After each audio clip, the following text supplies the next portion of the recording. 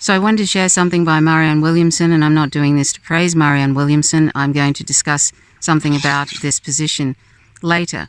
And Danny Hafong, who's from the Black Agenda Report and has written that book with somebody called Servant, I'm sorry, I've forgotten his first name, called American Exceptionalism. Anyway, Marianne Williamson, and he, I thought was an excellent sort of a reply to Marianne Williamson. So Marianne Williamson said, "We went into Afghanistan to rid the country of Al-Qaeda. It wasn't straight-out military imperialism like Iraq. Supposedly, we needed to defeat the Taliban because they harbored Al-Qaeda." This is the second part of it. So now Secretary Blinken, Secretary of State, says we can leave because Al-Qaeda has been defeated. But with the Taliban back, why are we to assume they don't harbor another Al-Qaeda-like group? Just wondering. Marianne Williamson, she was a candidate for a presidential run, was it the last one? And she has funny positions on Israel. She thinks there needs to be a Jewish state, even though it's an apartheid state, Israel. But she has this sort of really weird hodgepodge kind of, sometimes she'll say something that's good and sometimes she'll say something like this. And there's reasons for that, which I'm going to talk about in a minute. This is the first response from Danny Hafong. He says, "Perhaps ask yourself this question. Why do you think it is right of the United States to dictate affairs in Afghanistan or anywhere else? Check your American privilege, the highest form of racism." And Marianne Williamson said, "Oh wow, you don't like that? ? Well, I also think that we, not as Americans but as human beings, had a right to say no to genocide in Rwanda, which we did not do, no to the Holocaust, which we did do, and no to any other extreme crimes against humanity happening now." I think this is the next tweet that Danny said to Marianne Williamson. "Please educate yourself on Rwanda too.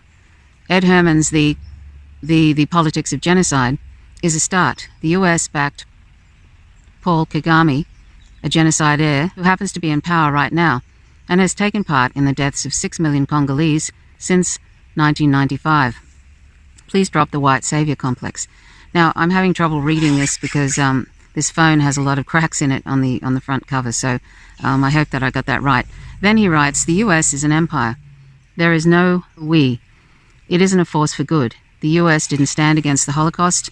It waited as long as possible to intervene and helped build the Nazi forces against the Soviets.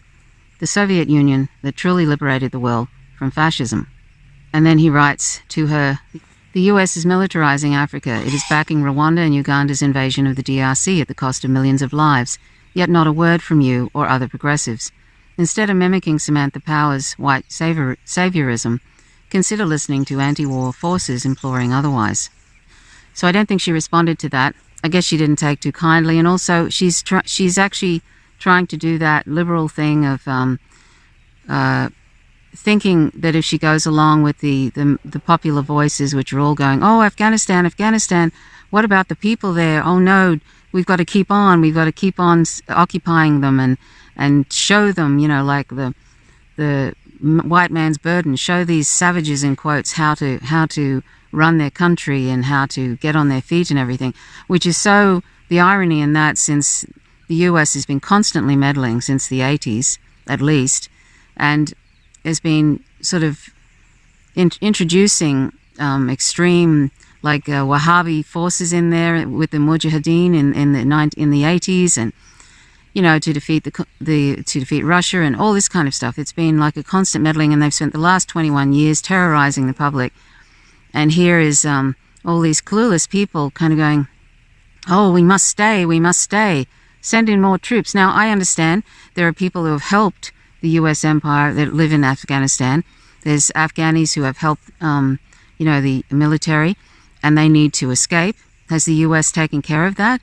I don't think so.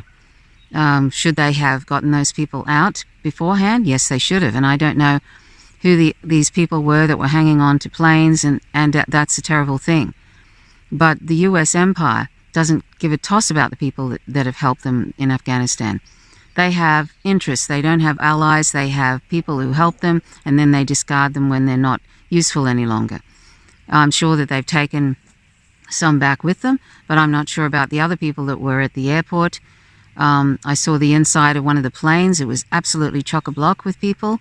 I don't know why they waited so long, but it's like, it's up to the US if they've had people from that population helping them to protect them, because they may face retribution from that, or may not. I don't know. It really depends on who's in power and how vindictive and vengeful they are, but probably the best thing is for them to leave. But this is the US's responsibility and Western allies' responsibility, because they've all exploited those people for whatever financial gain or whatever they've done, whatever they've agreed to do. But the US never keeps its promises.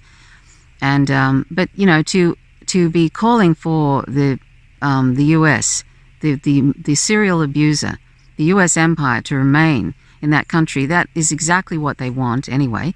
They want an endless war there, because there are resources, very rich resources there, that they want to steal. And they also want the opium that is there. Big Pharma want that opium and get it very cheap and have an endless supply of that. And also the CIA probably uses the funds from that also to continue on its meddling and operations in countries trying to overthrow Bolivia and Venezuela and all those different countries that the US has in the crosshairs. So, they have a reason to always find an excuse, and they don't even need an excuse to remain in a country. They just do. And who's going to kick them out? What country is going to be able to kick them out? They have no interest in anybody's sovereignty. They never have. They never will. And they are coming. And the US, as Chris Hedges has said, I'm going to post something later on by Chris Hedges about the US empire coming to an end. And it's probably going to come to an end in the next 10 years, he thinks. The American empire is coming to an end. The US economy is being drained by wars in the Middle East and vast military expansion across the globe. It is burdened by growing deficits, along with the devastating effects of deindustrialization and global trade agreements. Our democracy has been captured and destroyed by corporations that steadily demand more tax cuts, more deregulation, and impunity from prosecution for massive acts of financial fraud, all the while looting trillions from the US Treasury in the form of bailouts. The nation has lost the power and respect needed to induce allies in Europe, Latin America, Asia, and Africa to do its bidding. Add to this the mounting destruction caused by climate change, and you have a recipe for an emerging dystopia. And Danny Haifong retweeted this by Rani Khalek. Rani Khalek, this was about a day ago, said, "What a headline. Did the US care about human rights when it was massacring Afghans and supporting warlords? Did the US make the Afghan governments from Karzai to Ghani care about human rights?" And Danny Haifong says, as a retweet, "US literally destroys an entire country, then asks, can we make them care about human rights?" It's really like, the US empire is really like an extreme narcissist who, has their flying monkeys that go out, the fourth estate, that go out and propagandize the public. They also lie. They have no empathy. They have, all they desire is an endless supply of sycophants that will give them the supply they need. They go around claiming that they're doing the opposite to what they're actually doing. So I just want to sort of go through what I think about Marianne Williamson's tweets.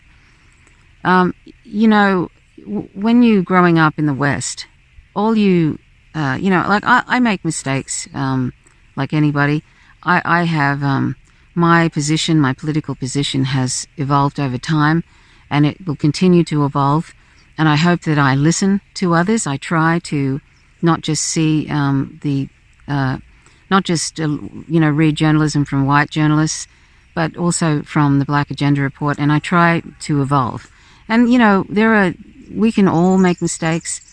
I make mistakes. I'm sure I say naff things on a regular basis, meaning, I'm sure that I get figures wrong, and probably my interpretations are a bit off, but I do my best because I think it's important to talk about and expose empire and help bring it to an end, and also bring capitalism to an end. It's all inextricably entwined. We're brought up in the West with constant presentations.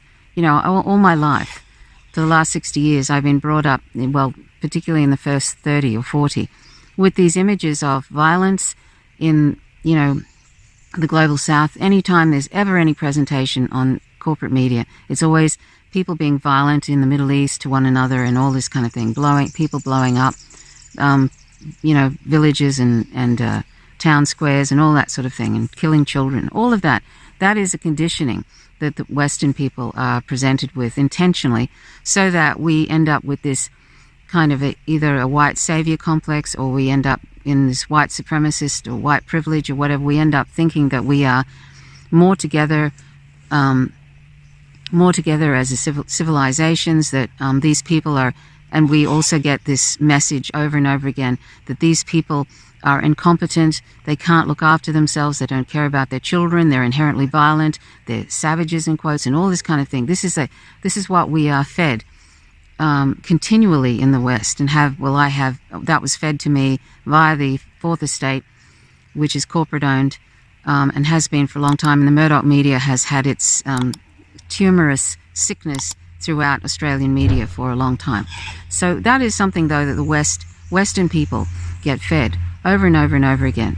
And then you get people who don't seem to be able to let go of that, or they don't even know that they have that issue. They don't even know that they have that position. And I don't think Marianne Williamson has a good excuse to have a position like that, where it's like, you know, the US must help these people again and help them get human rights back or whatever. It's so ridiculous. If she had any clue. I don't know what her issue is or her background, but this is not an uncommon take. What she has said there is not uncommon, and it's like in the faux left, what I consider the pretend left, the liberal left, this is something that is so common, and you see it everywhere. I mean, when it's all over the place, it's all over Twitter, it's all over social media, it's all over the news. There's something wrong when they're all calling for the rights of Afghani citizens, because they don't care less. They haven't cared less in the last, 20 years. And then suddenly, when the US is about to pull out, it's not really pulling out. There's lots and lots of private mercenaries there, 18,000 or something. And they won't be out for long. They're sending in more troops for this thing. It's not going to end, but they pretend, right? So and the corporate media doesn't want them to leave, because they want this war to continue, because they have all these corporate sponsors, a lot of them are weapons industries. They don't want this to end. So that's why they're having a go at Biden. It just shows they have their own agenda. So, and it's getting dark. Hopefully I can finish this before it gets dark. So, this is the problem with people that have half-baked ideas about, they have that, well, like Danny Hayfong says, a white savior complex, and they think that they have to go in and save these kind of savages that don't know how to have human rights. They don't know how to have when the US has been doing nothing but destroying any sort of sense of stability in that country, and actually encouraging fundamentalists and people who don't have the human, they encourage fundamentalism, they encourage extremism, because they are terrorists themselves. So they encourage people who are extreme, because it helps them in their quest for full spectrum dominance. It really is like it's such a paternal attitude that a lot of liberals have, that think they're on the left, and that they actually are, imperialists.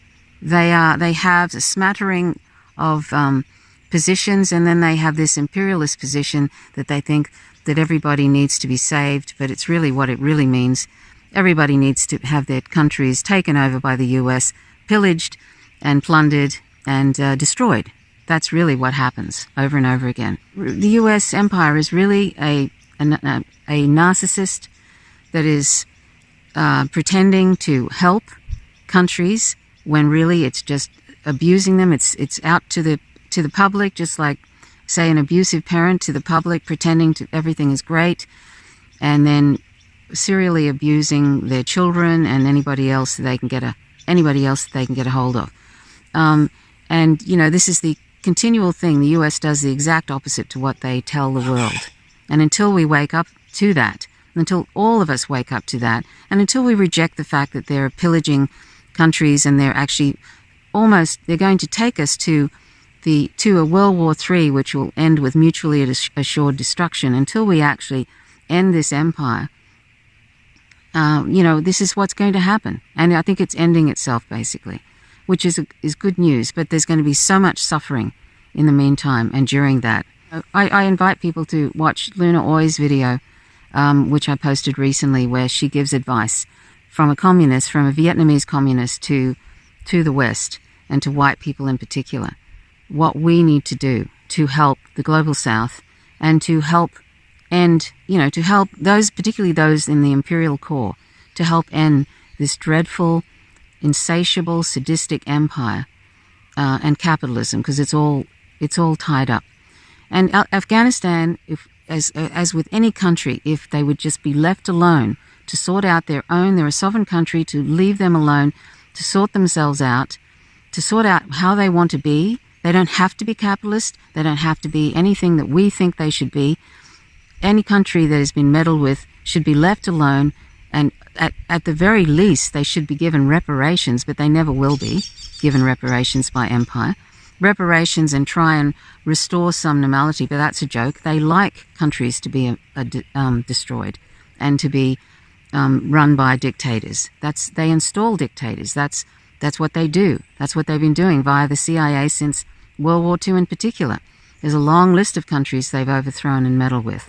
And the CIA is the invisible army of capitalism. But Afghanistan will be okay if countries, Western imperialist countries, stop messing with them. And I wish that there would be reparations. I wish that they would give them something to help them. Maybe China, I think, is going to assist them in rebuilding, I think, and possibly Russia. And they have interests, of course, too. But, I mean, they use carrots instead of sticks. And they're not going around destroying the world and invading countries. So we must remember that. China is actually going to try and help Afghanistan rebuild and to be part of the Belt and Road Initiative. So anyway, but they'll be fine. And the West just needs to stop.